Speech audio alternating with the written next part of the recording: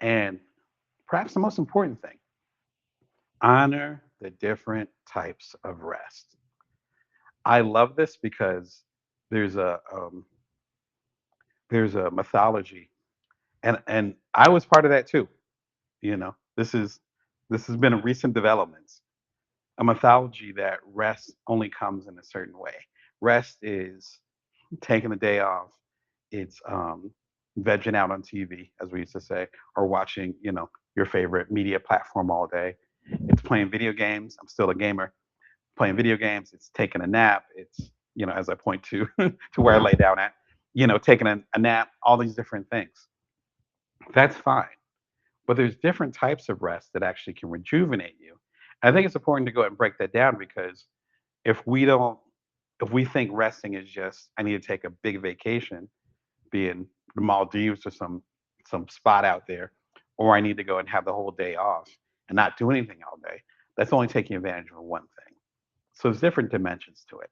I actually talked about that in a short video that I just excuse me that I just put up last night, and I'm liking the feedback so far, so I appreciate that. And it is there we go. There we go. 7 ways you can rest every single day.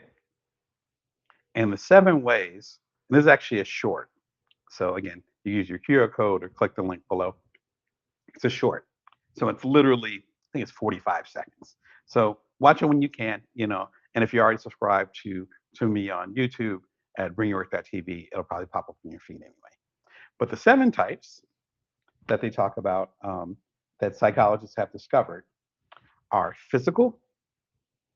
That's what we often talk about.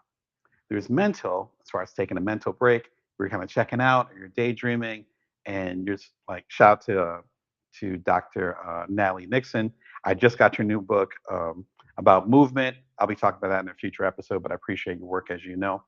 Um, but daydreaming and things of that nature, which Dr. Nixon talks about. There's emotional rest, which means getting yourself, at least in my opinion, getting yourself out of a charged situation so that you can kind of recalibrate. There's social rest. As an introvert, I respect that one. There's sensory rest, where you quiet the senses, whether you can close your eyes or you can cover your ears or be in a quiet environment, or go into an environment where the senses are very pleasing, as opposed to the more intense and jagged or overwhelming and intense sounds and feelings. There's creative rest, which I do quite a bit, and so do my artist friends. You know who you are. Where if you're a writer by trade, then maybe you're painting for a little while, or I like to crochet, so maybe you're crocheting for a little while. You alternate things and you do something different. And lastly, there's spiritual rest. That means hanging out or spending time with people or environments that match your spiritual practices. Or in my case, since my spiritual practices involve meditation, it's building in some type of time to do that, which is what I did earlier today. I still meditate. I think I meditated for 5 minutes this morning, but that was all I needed to kind of reset my brain and to get that rest. I'm positive if I didn't meditate this morning, that I wouldn't have the clarity to speak with you guys right now. So it's part of a bigger idea. But go and click on the link, and then you can check out the short. I talk about it, and it's like a list that you guys can go back to, which was my intention. There are different ways that you can rest. Don't be afraid to lean on one particular type of resting when the other ones that you usually do don't work out. Like an obvious example is that when my kids are at home, they're getting old enough where they sometimes let me go take a quick nap, but most of the time it's like, hey, dad, dad, dad, hey, dad, father, father. Right? It's like the Family Guy clip, right? If you know, you know that type of thing. I wouldn't trade it for the world. I love my kids. I'll do anything for them, as I've said multiple times during the show. That said, physical rest when my kids are at home, it ain't gonna happen. And my kids look at me like, a big wrestling toy, so they're jumping on me half the time, even though they're huge, even though becoming very big kids. They're kind of like little puppies where they don't realize the size of their paws. So physical rest when I'm hanging out with my boys, when they're spending time with me, ain't gonna happen. I'd be lucky if I get a moment of quiet. But I might be able to do more of the social rest where it's just me and my boys and we're not being social with the outside world. So I'm used to being social with them, so that's a kind of rest, as opposed to doing things outside, literally outside, as in like, going to museums and stuff like that. We do that, but sometimes we need the rest where it's just the three of us and we just are spending time together, cracking jokes, watching videos, playing video games. We're all big readers, sitting there reading. So there's different types of rest that you can get based on the situation you're in your life. Again, I talk about that in my newsletter, joindamon.me. Links below. You can go and get the newsletter for free every week.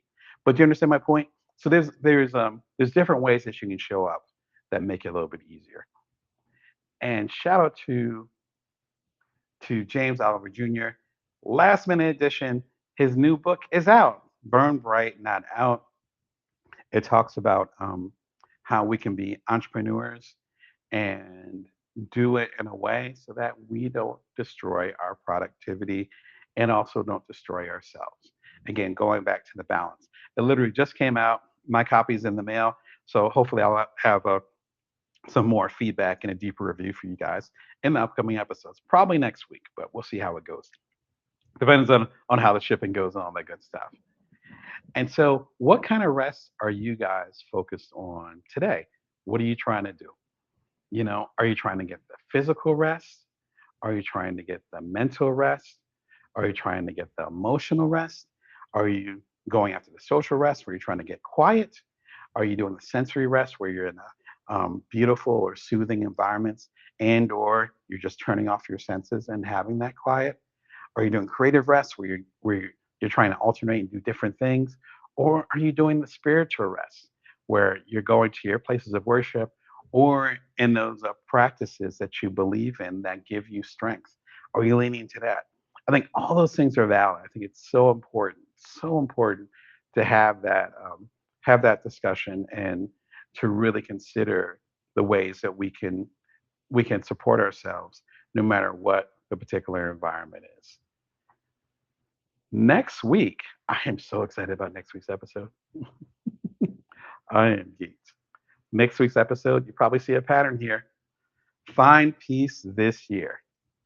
Shout out to John Hamm for volunteering for the cover. There's so much stuff going on right now. A lot of stuff going on right now. There's always a lot of stuff going on right now. I've been saying that for the last five years, and there's always stuff going on. So the world is going through a lot. It's often going through a lot. The world's going through a lot. No matter what the world's going through, if you're not grounded, you're not going to make it. It could be quote unquote peaceful times. It could be very dramatic times. We happen to be in very dramatic times right now. I want you to make it. I want you to have your feet 10 toes down, as they say, in terra firma, in your practice of rest, in your practice of community and connection. It could be virtual, it could be in person. I'm blessed to have both. Wherever you get that, the seven types of rest. There's you can hit one of them today. I'm positive. I'll bet money you can hit one of those rests today. If you can't hit it today, then tomorrow's another 24 hours. You can absolutely hit it. I have confidence in that. The upcoming episode, which will be a week from now as of this recording, finding peace this year. What are the strategies where you can have the long lasting thing? Today, we talked about how you can rest while still being productive because we got bills to pay. We got people that are dependent on us. We got to rock and roll. The next episode, episode 443, we're going a little bit deeper. What are the long lasting systems and practices you can put into place to actually have better peace this year?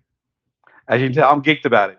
I'm geeked about it. You can click on the link right now, use the QR code, and then there's an option to get a notification when the episode goes live, so you can hang out with me in the upcoming episode, and then bring your questions. I'm excited to hang out with y'all.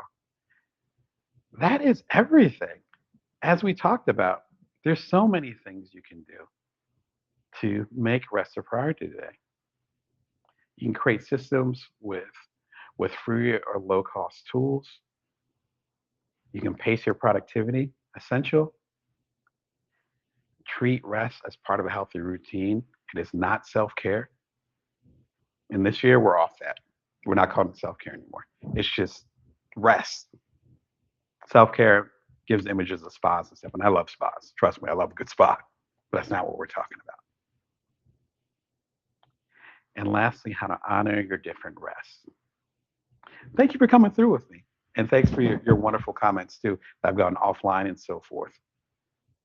There should be an episode that pops up if you're watching this on YouTube. It'll be something that'll be up your alley, and maybe even it'll be the upcoming episode that we have about making peace or finding peace. Not making peace. We're not making peace this year. But we're finding peace this year. All right. Much love to y'all. Remember, you can always bring your worth. You can always build from now. Take care of yourself and others.